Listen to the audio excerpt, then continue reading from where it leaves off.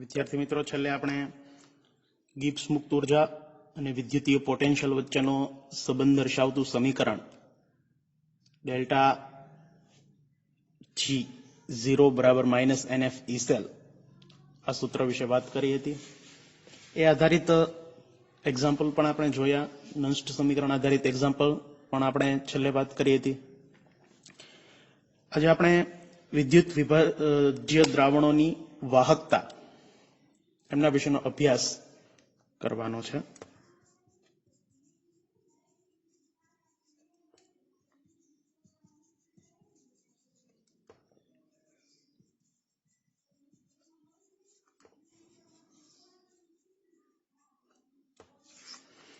તો વિદ્યુત વિભાજ્ય દ્રાવણોની વાહકતા સમજીએ તે પહેલા મિત્રો આપણે કેટલાક પર્યાયો જેવા કે અવરોધ શું છે, અવરોધકતા અથવા તો પ્રતિરોધકતા, વાહકતા, વિશિષ્ટ વાહકતા, તો આવા કેટલાક પર્યાયો એ સૌપ્રથમ આપણે શીખવા પડશે. ત્યારબાદ આપણે વિદ્યુત દ્રાવણોની વાહકતા વિશે વાત કરીશું. તો સૌપ્રથમ આપણે અવરોધ વિશે વાત કરીએ.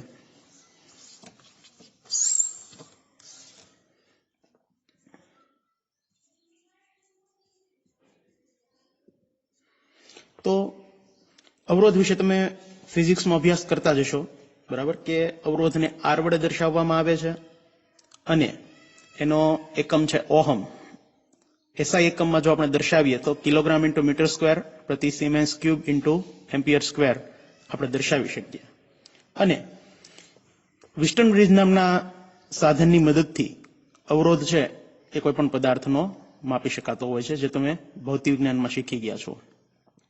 તો કોઈ પણ પદાર્થનો અવરોધ એટલે શું? તો કોઈ પણ પદાર્થનો અવરોધ તેની લંબાઈના સમપ્રમાણમાં અને આડછેદના વ્યસ્ત પ્રમાણમાં હોય છે, જે તમે ધોરણ 10 માં પણ શીખ્યા છો. તો આ અવરોધ વિશે થોડીક વાત હતી, બરાબર, રિવિઝન જ છે, વ્યવસ્થિત સમજજો. અવરોધને આર વડે દર્શાવાય છે.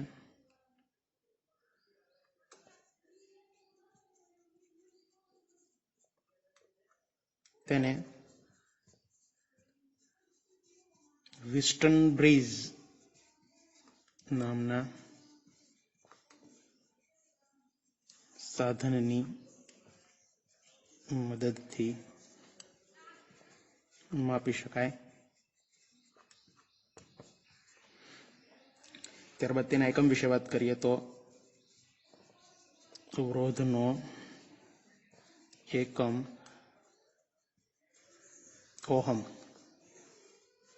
છે. એસઆઈ એકમ કિલોગ્રામ મીટર સ્ક્વેર પ્રતિ siemens cube into ampere square છે. તો કોઈ પણ પદાર્થનો અવરોધ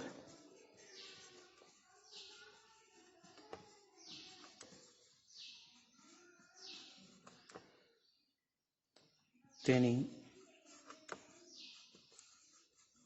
લંબાઈ L ના સમપ્રમાણમાં અને તેના આડછેદ ના ક્ષેત્રફળ, આડછેદ એટલે ક્ષેત્રફળ ના વ્યસ્ત પ્રમાણમાં હોય છે. તેથી જો કોઈ પણ પદાર્થનો અવરોધ તેની લંબાઈના સમપ્રમાણમાં એટલે કે આર ચલે છે L અને આડછેદના ક્ષેત્રફળના વ્યસ્ત પ્રમાણમાં એટલે કે આર ચલે છે 1/A. ખૂબ યાદ રાખજો કે કોઈ પણ પદાર્થનો અવરોધ એ લંબાઈના સમપ્રમાણમાં અને તે પદાર્થના આડછેદના ક્ષેત્રફળના વ્યસ્ત પ્રમાણમાં હોય છે. આ બંનેને આપણે ભેગા કરી દઈએ તો કહી શકીએ કે આર ચલે છે L/A. જો આપણે ચલનની નિશાની દૂર કરીએ તો કોઈક અચળાંક મૂકવો પડે, તો અચળાંક મૂકીએ છીએ આપણે અહીંયા રો, तो अवरोधનું सूत्र बनशे R बराबर L रो अथवा तो रो L छेदમાં A बराबर, જ્યાં रो ने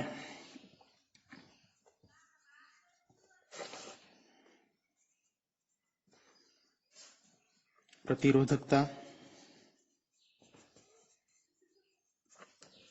अथवा विशिष्ट अवरोध कहे छे।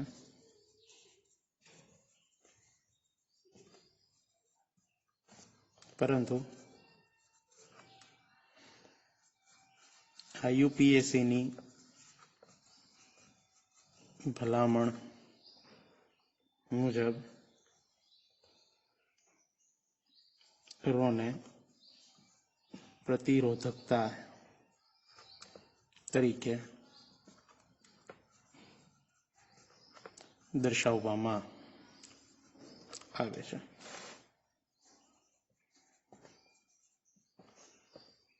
तो रो ने विशिष्ट अवरोध अथवा प्रतिरोधकता तरीके ओळखवामां आवे छे। परंतु IUPAC नामनी संस्था विषे आपणे जोई गया, IUPAC नाम विषे पण जोई गया, international union of public pure and applied chemistry बराबर। तो आ संस्था द्वारा भलामण करवामां आवेली छे के आ विशिष्ट अवरोध ने આપણે प्रतिरोधकता तरीके दर्शाववी।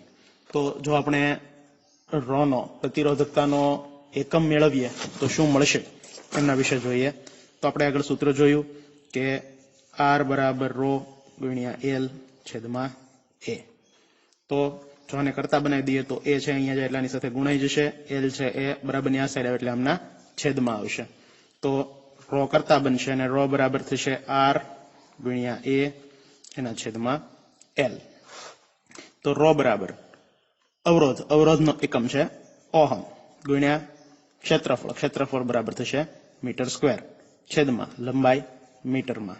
तो मीटर स्क्वेर ने मीटर उडे એટલે અહીંયા 1 मीटर વધશે એટલે રો બરાબર થશે ઓહમ ઇન્ટુ મીટર।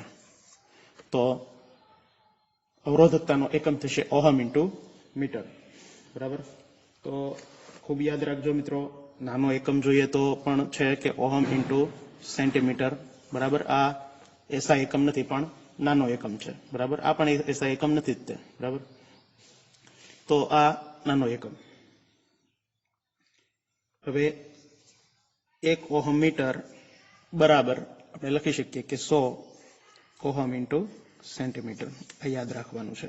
અથવા અન્ય એકબીજામાં ફેરવવા માટેનો એકમ જોઈએ તો કે 1 ઓહમ સેન્ટીમીટર बराबर 0.01 ओहम इंटू मीटर। आ पण तमारे याद राखवानुं छे। तो आ ओहम मीटर अने ओहम सेंटीमीटर वच्चेनो संबंध दर्शावे छे बराबर, जे पाकું करवानुं छे। तो आ वात जे आपणे करी ए अवरोध विशेनी वात हती। त्यारबाद आपणे वाहकता विषे वात करवानी छे, जोईए। त्यारबाद आपणे मित्रों वाहकता विषे वात करवानी छे।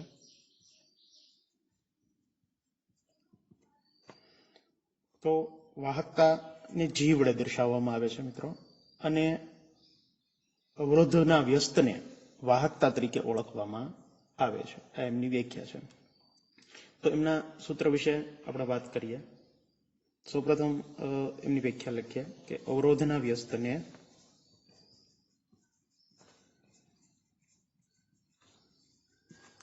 वाहकता जी तरीके ओळखवामां आवे छे बराबर कहे छे। तो जी बराबर थशे 1/r बराबर। अवरोधना व्यस्तने वाहकता कहे छे એટલે કે जी बराबर 1/r। હવે મિત્રો આપણે આગળ સૂત્ર જોયું હતું કે r બરાબર l રો છેદમાં a। તો આ સૂત્ર જો આપણે અહીંયા મૂકીએ r ના સ્થાને તો સૂત્ર આપણને મળશે g બરાબર 1/રો ઇન્ટુ l છેદમાં a। હવે આ અંશ આ છેદ, તો છેદનો છેદ ક્યાં જશે મિત્રો? અંશમાં, અહીંયા l આવશે। तो छेदनो छेद अंशमां। तो आपने सूत्र मळशे के g बराबर a छेदमां रो इंटू l बराबर। तो आ सूत्र बन्युं। हवे आने थोड़ुंक आपणे स्पष्टताथी लखीए तो आवी रीते लखी शकीए के g बराबर એકના છેદમાં રો ઇન્ટુ એ છેદમાં એલ. અહીંયા શું કર્યું છે મિત્રો આપણે કે અહીંયા રો જે છે એને એકના છેદમાં આપણે સાઈડમાં લઈ લીધું છે. તો 1 ભાગ્યા રો બરાબર. તો 1 ભાગ્યા રો બરાબર આપણે કે લખી શકીએ. કે બરાબર કપ્પા છે, વાહકતા દર્શાવશે, વિશિષ્ટ વાહકતા. તો આમના સ્થાને લખીએ તો સૂત્ર બનશે કે જી બરાબર કે ઇન્ટુ એ છેદમાં એલ. તો આ વાહકતા માટેનું આપણે સૂત્ર પ્રાપ્ત થઈ ગયેલું છે બરાબર. જો આપણે વાહકતાનો એકમ વિશે વાત કરીએ તો એકમ જો મેળવીએ તો શું બનશે તો કે જો આ સૂત્રના આધારે એકમ લખીએ તો જી બરાબર એટલે કે 1 છેદમાં આર કહેતા ઓહમ બરાબર. તો ઓહમ ઉપર જાય એટલે ઓહમ ઇનવર્સ. તો વાહકતાનો એકમ થશે ઓહમ ઇનવર્સ બરાબર. અથવા બીજો અન્ય એકમ છે મો. ઓહમ ઇનવર્સ બરાબર આપણે અન્ય એકમ લખી શકીએ મો. મોને આપણે આવી રીતના દર્શાવવામાં આવે છે બરાબર.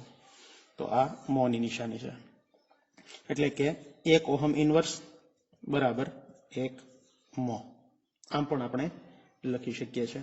અન્ય વાહકતાનો એકમ છે સિમેન્સ, જેને એસ વડે દર્શાવવામાં આવે છે.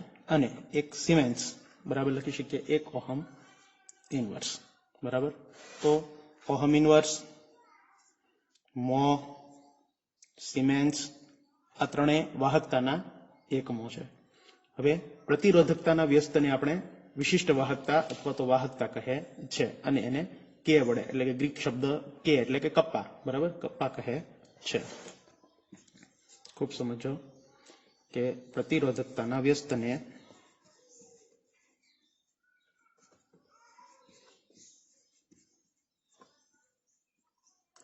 વાહકતા બરાબર અથવા તો વિશિષ્ટ વાહકતા બંને કહી શકીએ. વાહકતા અથવા વિશિષ્ટ વાહકતા કહે છે, જેને કે વડે દર્શાવવામાં આવે છે બરાબર. જ્યાં કે બરાબર કપ્પા ગ્રીક શબ્દ છે બરાબર કપ્પા. તો IUPAC ની ભલામણ પ્રમાણે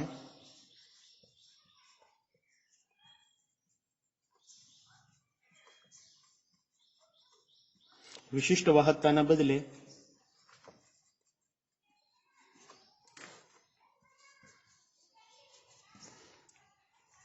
માત્ર વાહકતા પર્યાય ઉપયોગ કરવામાં આવે છે.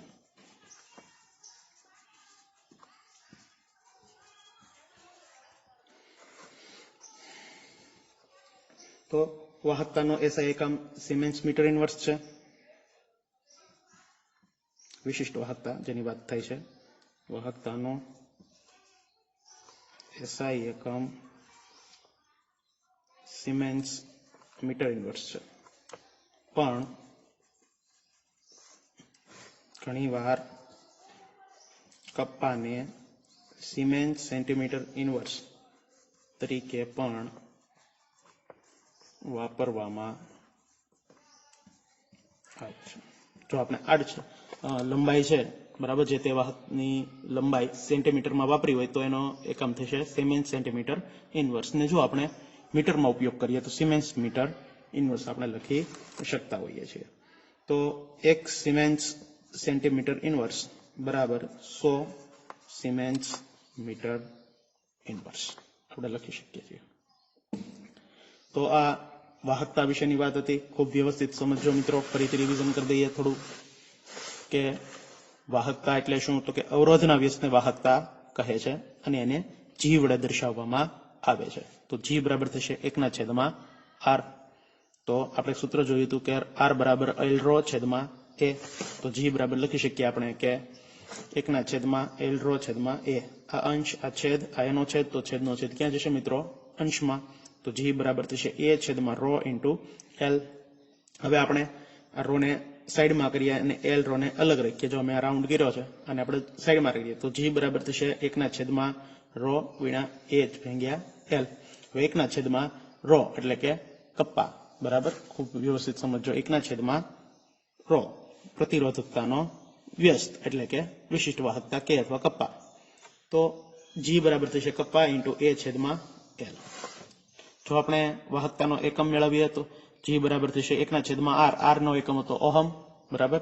તો જી બરાબર થશે 1 / ઓહમ. ઓહમ અંશમાં લઈએ એટલે ઓહમ ઇનવર્સ. તો વાહકતાનો એકમ થશે ઓહમ ઇનવર્સ, અથવા એમને મો તરીકે પણ દર્શાવાય, જેને આવી નિશાની દ્વારા દર્શાવવામાં આવે છે, ઊંધો ઓહમ. તો એને આપણે મો કહીએ છીએ. તો 1 ઓહમ ઇનવર્સ બરાબર 1 મો. અન્ય એકમ છે સિમેન્સ, બરાબર. અને પ્રતિરોધકતાના વ્યસ્તને વિશિષ્ટ વાહકતા કહે છે, જેને કે ગ્રીક શબ્દ છે, કપ્પા વડે દર્શાવવામાં આવે છે. તો કપ્પા વડે દર્શાવવામાં આવે છે. તો IUPAC ની ભલામણ પ્રમાણે વિશિષ્ટ વાહકતાના બદલે વાહકતા પર્યાય ઉપયોગમાં લેવામાં આવે છે.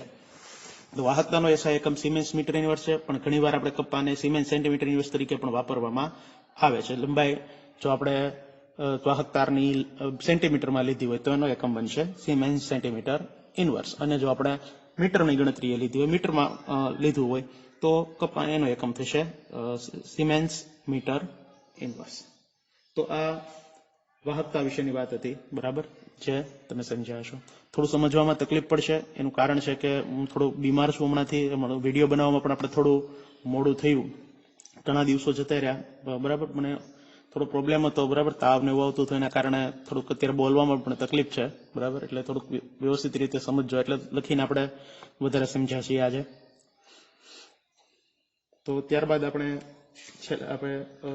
થોડુંક વાહકતાના અમુક મૂલ્યો છે એ આપણે આગળના લેક્ચરની અંદર એમની ચર્ચા કરશું.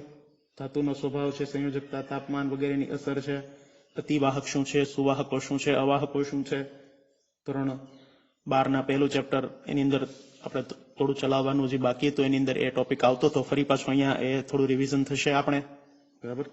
તો આપણે આ લેક્ચર અહીંયા પૂરો કરીએ છીએ, અને આવતા લેક્ચરમાં આપણે ત્યાંથી આગળ ચલાવશું.